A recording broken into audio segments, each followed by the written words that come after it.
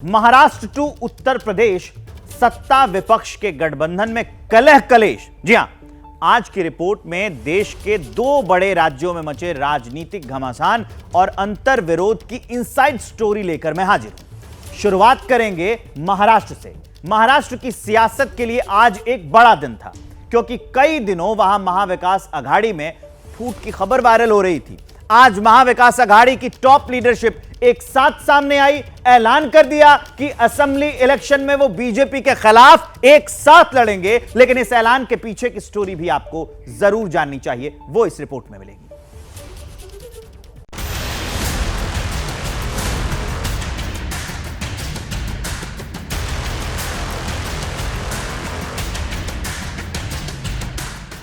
संशय, आशंका, फूट, वर्चस्व, अभिमान और स्वाभिमान के राजनीतिक सस्पेंस पर ब्रेक लगाने के लिए महाविकास अघाड़ी के दिग्गज सामने आए।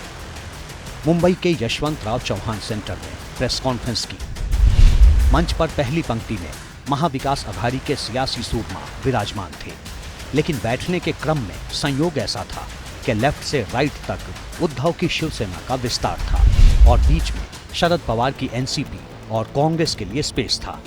सबसे बाएं थे आदित्य ठाकरे, उनके बगल में शरद पवार के खासम खास जयंत पाटिल, फिर कांग्रेस के बाला साहेब थोराट, उनके बगल में शरद पवार, पृथ्वीराज चौहान और सबसे दाईं ओर थे संजय राउत। लोकसभा चुनाव के नतीजे आने के बाद महाविकास अघाड़ी के इन तीन दलों की ये पहली ज्वाइंट प्रेस कॉन्फ्रेंस थी। इस प्रेस कॉन्फ्रेंस में उद्धव और शरद पवार की ओर से दो बड़ी बातें कही गई।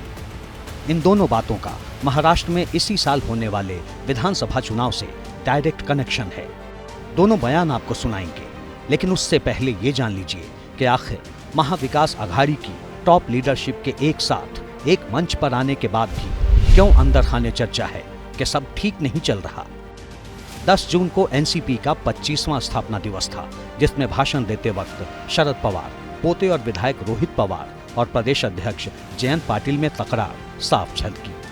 उधर उद्धव ठाकरे के बारे में खबर आई थी कि उन्होंने अपनी पार्टी के संचार संपर्क प्रमुखों को हर विधानसभा सीट पर कैंडिडेट्स की स्क्रीनिंग शुरू करने के लिए कहा है। इसके बाद से चर्चा जोर पकड़ने लगी कि उद्धव गुट अपने दम पर अकेले विधानसभा चुनाव लड़ेगा। गठबंधन में एकता को तब और झटका लगा जब खबर आई कि 26 जून को होने वाले महाराष्ट्र विधान परिषद के चुनाव में उद्धव ठाकरे सहयोगी पार्टियों से चर्चा किए बिना उम्मीदवारों के नाम तय कर रहे हैं, जिस पर महाराष्ट्र के कांग्रेस अध्यक्ष नाना पटोले नाराज हो गए थे। उद्धव ने नाना पटोले का फोन भी नहीं उठाया था। हाल ही में लोकसभा चुनाव के दौरान उद्धव ठाकरे और कांग्रेस के बीच में सांगली और मुंबई की लोकसभा सीटों को लेकर घमासान देखने को मिला था। विधान परिषद चुनाव के दौरान भी कांग्रेस और उद्धव ठाकरे के बीच में तनातनी देखने को मिली थी और इसी बात को लेकर महाराष्ट्र कांग्रेस के प्रभारी रमेश चन्नीथला ने उद्धव ठाकरे से बातचीत करने की कोशिश की थी, लेकिन उनके तरफ से किसी भी तरीके का जवाब उनको नहीं मिल पा रहा था।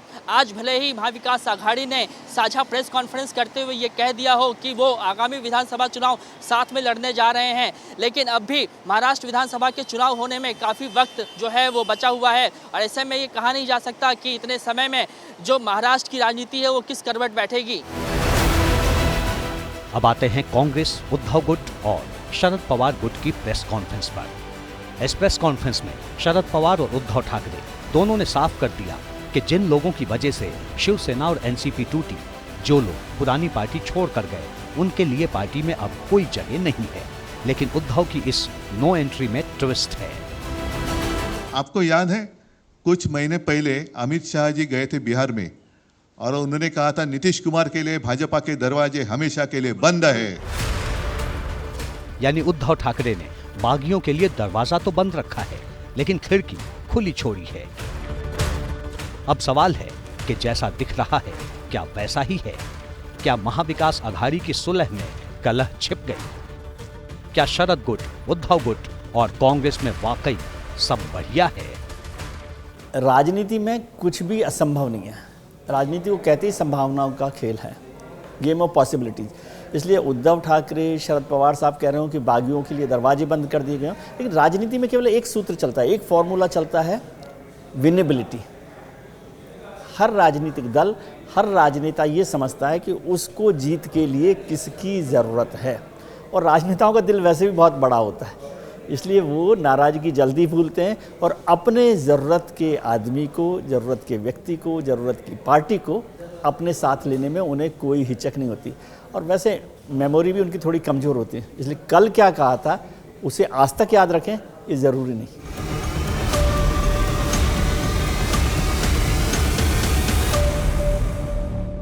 कहते हैं कि जो सच बयान और बातों से नहीं सामने आता वो सच आंकड़ों से सामने आ जाता है। महाविकास अघाड़ी की प्रेस कॉन्फ्रेंस में एकता से ज्यादा फोकस जनता का धन्यवाद करने में था। अब मैं आपको आंकड़ों के जरिए यह बताने जा रहा हूं कि आखिर क्यों महाविकास अघाड़ी में शामिल तीनों बड़े दल, उद्धव की शिवसेना, कांग्रेस और शरद पवार की एनसीपी, बड़े भाई का रोल चाहते हैं। जवाब छिपा है लोकसभा चुनाव के नतीजों में। वो आंकड़े जब आप देखेंगे तो आपको यह बात समझ में आ जाएगी कि तीनों दल जो हैं वो बड़े भाई का रोल क्यों चाहते हैं। महाराष्ट्र में कुल 48 लोकसभा की सीटें हैं, जिनमें से कांग्रेस 17 पर लड़ी और 13 पर इन्होंने जीत हासिल की, और वोट शेयर जो है वो 16.92% का रहा। अब शिवसेना जो उद्धव गुट की है 21 पे लड़ी, लेकिन इसको जीत जो है मात्र 9 सीटों पर ही मिली। लेकिन ये क्यों खुश है? ये इसलिए खुश है क्योंकि जो वोट शेयर है इनका 16.52% है। मतलब ये 13 पे लड़ते हैं तब भी इनका वोट शेयर 16.92%, जबकि मतलब वो 17 पे लड़े और 13 जीते तब ये आंकड़ा आया, और ये 21 पे लड़के 9 जीत रहे हैं फिर भी ये 16.52% इनका वोट शेयर है। अब जो एनसीपी है शरद पवार वाली, वो 10 सीटों पे लड़ी, 8 सीट, मतलब ये 100% के पास ही है, करीब 80%, और इनका जो वोट शेयर रहा 10.27% का। तो अगर हम वोट शेयर की बात करें तो ये जो वोट शेयर है ये आसपास का ही आंकड़ा है, और इसी से ये बात साबित होती है। और इनका जो राजनीतिक पार्टियां हैं महाविकास अघाड़ी में, इनका उत्साह भी बढ़ा हुआ है कि वो बड़े भाई की भूमिका में हो। कैसे महाविकास अघाड़ी के दल एक दूसरे का ये बड़ा भाई बनना चाहते हैं वो मैंने आपको दिखाया। सियासत में कोई जीती गई सीटों के आधार पर खुद को मजबूत मान रहा है, तो कोई वोट शेयर के आधार पर, तो कोई स्ट्राइक रेट के आधार पर अब मान रहा है। अब यहां सवाल आता है कि क्या लोकसभा चुनाव जैसा ही प्रदर्शन महाराष्ट्र के विधानसभा चुनाव में देखने को मिलेगा? क्या उद्धव की अगुवाई वाली महाविकास अघाड़ी एनडीए को मात देने में सक्षम है? और अभी आज की तारीख में कौन किस पर भारी है? सुनिए सीनियर जर्नलिस्ट का इन सवालों पर क्या है ओपिनियन। देखिए, अगर लोकसभा के चुनाव को देखें और उसको नीचे कम्युनिकेट होता देखें तो निश्चित तौर पर महाविकास अघाड़ी का पलड़ा भारी है। और जिस तरह के राजनीतिक समीकरण लोकसभा चुनाव में महाविकास अघाड़ी के पक्ष में गए हैं, तो अगर एक सरसरी नजरिए से देखा जाए तो मुझे कहने में हिचक नहीं होगी कि महाविकास अघाड़ी अभी भी महायुति से आगे है। लोकसभा चुनावों के नतीजों से देखें तो महाविकास अघाड़ी अभी भारी दिखाई दे रही है। उसने एनडीए को नुकसान पहुंचाया है, महायुति को नुकसान पहुंचाया है। शिंदे साहब ने तो अपनी थोड़ी सी इज्जत रख ली है, भारतीय जनता पार्टी को बड़ा नुकसान हुआ, अजीत पवार को बहुत नुकसान हुआ। लेकिन ज़रूरी नहीं है कि विधानसभाओं में ये हो। लेकिन एक मैसेज इन चुनावों में ज़रूर है कि उद्धव ठाकरे शिवसेना के नेता के तौर पर उभर कर आए हैं, यानी जो शिव सैनिक हैं उनका जो पलड़ा है वो उद्धव ठाकरे के साथ दिखाई देता है। और बारामती की सीट शरद पवार साहब ने जिस तरह से जीती है, यानी सुप्रिया सुले ने जीती है, उसका मतलब भी है कि लोग समझते हैं कि एनसीपी जो है वो शरद पवार साहब के साथ है। लेकिन अभी कितना मूवमेंट होता है ये थोड़ा कहना मुश्किल काम है। लेकिन अभी महाविकास अघाड़ी का पलड़ा भारी है, आगे क्या बदलता है, क्या हो सकता है, महाविकास अघाड़ी का भी ये स्वरूप रहेगा ये भी नहीं कहा जा सकता आज। अब मैं आपको महाराष्ट्र में एनडीए के अंदर मची हलचल के बारे में बताने जा रहा हूं। यूपी की तरह महाराष्ट्र में भी बीजेपी और एनडीए को जोर से झटका लगा है। इन दोनों राज्यों में लोकसभा की 128 सीटें हैं दोनों मिला दे तो, जिनमें से एनडीए मुश्किल से 50 पर कांटा पार कर पाई है। रार तब और ज्यादा बढ़ गई जब सीएम एकनाथ शिंदे ने यह कह दिया कि हार के लिए 400 पार वाला नारा जिम्मेदार है। इस रिपोर्ट में 3 और फैक्टर हैं जो इशारा कर रहे हैं कि महायुति यानी महाराष्ट्र में एनडीए में सब कुछ ठीक नहीं चल रहा है।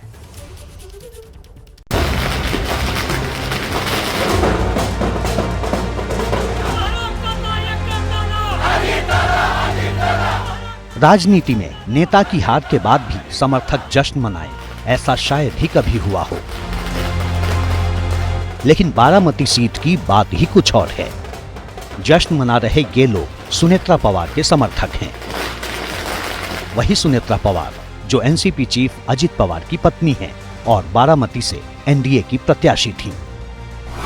इनका मुकाबला अपनी ननद सुप्रिया सूले से था। सुप्रिया ने सुनेत्रा को 1,58,000 वोटों से मात दी। सुनेत्रा को 5,73,000 वोट मिले थे, जबकि सुप्रिया ने 7,32,000 यानी करीब 50% से ज्यादा वोट पाकर विरोधी की जीत की संभावना खारिज कर दी। अब आप सोच रहे होंगे कि जब सुनेत्रा पवार हार गईं, तो उनके समर्थक जश्न क्यों मना रहे हैं। दरअसल सुनेत्रा की हार के बावजूद उन्हें राज्यसभा का टिकट मिल गया, यानी वो लोकसभा सांसद भले न बन पाई हों, लेकिन संसद के उच्च सदन में पहुंच गई और सांसद का टैग उन्हें मिल गया। सुनेत्रा पवार ने 13 जून को मुंबई के विधान भवन पहुंचकर राज्यसभा सीट के लिए नामांकन दाखिल किया। लेकिन सुनेत्रा के नामांकन के बाद एनसीपी में कलह की खबरें सामने आई। कहा गया कि पार्टी के सीनियर लीडर और मंत्री छगन भुजबल इस फैसले से बहुत नाराज हैं। सफाई देने अजित पवार को सामने आना पड़ा। स्वतः भुजबळांनी काल सांगितलं मी ह्याच्यामध्ये नाराज नाही, प्रफुल्लबाईंनी सांगितलं, तटकरेंनी सांगितलं। 14 जून की इन तस्वीरों को देखिए। सीएम एकनाथ शिंदे और डिप्टी सीएम देवेंद्र फडणवीस विधान भवन पहुंचे। दोनों तेज कदमों से आगे बढ़े। पीछे कई सवाल थे। सवाल ये कि क्या नरेंद्र मोदी सरकार में कैबिनेट बंटवारे से अजित गुट और शिंदे गुट में कोई नाराजगी है? क्या 400 पार वाले नारे पर शिंदे के प्रहार से बीजेपी खफा है? और क्या महायुति में वाकई सब ठीक है? महाराष्ट्र में एनडीए में सब ठीक नहीं चल रहा। इस थ्योरी को 2 और खबरों ने वायरल किया है। पहली खबर में दावा किया जा रहा है कि विधानसभा चुनाव को लेकर महाराष्ट्र बीजेपी एक सर्वे करवा रही है और वोटर से ये जानना चाह रही है कि क्या असेंबली इलेक्शन में अकेले उतरना चाहिए। दूसरी खबर ये है कि शिंदे सरकार में मंत्री और शिंदे के करीबी नेता अब्दुल सत्तार पर लोकसभा चुनाव में कांग्रेस प्रत्याशी को सपोर्ट करने के आरोप लगे हैं और इस बाबत BJP state chief Chandrashekhar Bawankule को चिट्ठी लिखकर कड़ा एक्शन लेने की मांग भी की गई है। लोकसभा चुनावों के नतीजों को अगर देखें तो सबसे ज़्यादा फेरबदल, टूट फूट और नुकसान फायदे का जो सारा काम है वो महाराष्ट्र में हुआ। और महाराष्ट्र में जो दल थे महाविकास अघाड़ी के साथ या फिर महायुति यानी एनडीए के साथ जो थे, उनमें भी बड़ा नुकसान हुआ है। किस किस तरह के समीकरण बने, दोनों पार्टियां शिवसेना और अजित पवार साहब जो एनसीपी से अलग हुए, उसका भी बड़ा नुकसान हुआ है। अब जब विधानसभा चुनावों की तैयारी हो रही है तो आज की तारीख में ये कहना कि प्री पोल अलायंस कायम रहेगा, ये बहुत मुश्किल काम है। इतना तय है कि अलायंस बनेगा और उस अलायंस में बहुत सारे नए चेहरे हो सकते हैं, बहुत सारे नए दल हो सकते हैं। कुछ लोग इधर से उधर जा सकते हैं, कुछ लोग इधर से उधर आ सकते हैं। इसलिए इस प्री पोल अलायंस की अभी गिनती शुरू हुई है। कौन कहाँ खड़ा होगा ये विधानसभा चुनाव नज़दीक आने तक पता चल पाएगा। अब यहाँ एक बड़ी बात को समझना जरूरी है, वो ये कि भले ही महाराष्ट्र में इंडिया गठबंधन की सरकार ने अच्छा प्रदर्शन किया और एनडीए को कम सीटें मिली, लेकिन सरकार एनडीए की बनी। विधानसभा चुनाव में ऐसा नहीं होता। वहां 288 सीटों के नतीजे मायने रखते हैं। महायुति और महाअघाड़ी उसी को सत्ता मिलेगी जिसके खाते में 145 सीटें आएंगी। उद्धव ठाकरे ये जानते हैं कि अगर वो महाअघाड़ी से अलग होते हैं तो निश्चित तौर पर उनको मुस्लिम वोट महाराष्ट्र में बहुत मायने रखता है बहुत सारी सीटों में। अगर आप ध्यान से देखो तो प्रकाश अंबेडकर की पार्टी और एआईएमएस ये दोनों पार्टियों के कारण उद्धव ठाकरे की शिवसेना 5 से 7 सीटें हारी हैं, कांग्रेस भी 2-4 सीटें हारी हैं। तो इनका महत्व है। तो ये सब लोग के ये आंतरिक कंट्राडिक्शन है। और लेकिन जो मुझे लगता है कि ये जो महाअघाड़ी है वो निश्चित तौर पर यूनाइट होकर लड़ेगी। सबको सबके कंट्राडिक्शन पता है।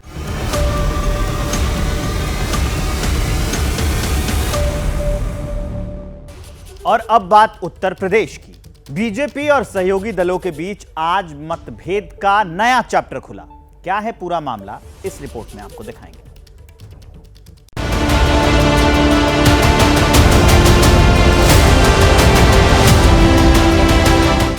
महाराष्ट्र से लेकर यूपी तक बीजेपी एनडीए में रार बढ़ रही है, जिसके सिग्नल रोज सामने आ रहे हैं।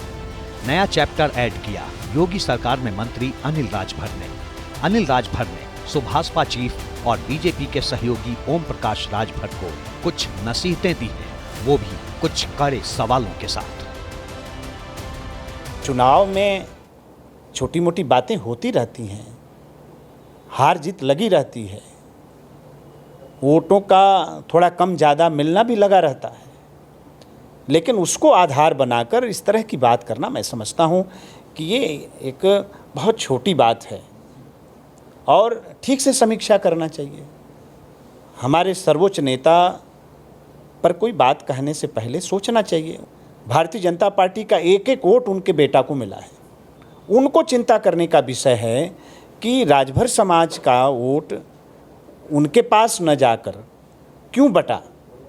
लीलावती राजभर एक निर्दल उम्मीदवार को 45,000 वोट कहां से मिल गया, यह सोचने का विषय है उनके लिए।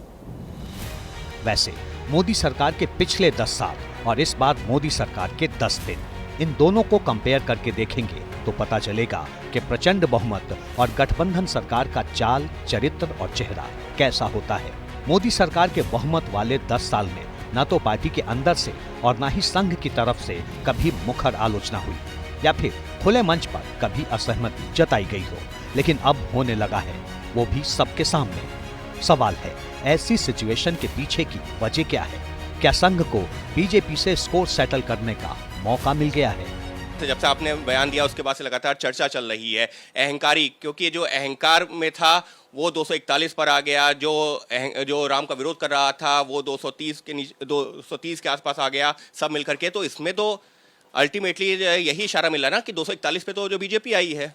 ऐसा है कि जो सत्य है उसको मैंने अल्टीमेट बता दिया है।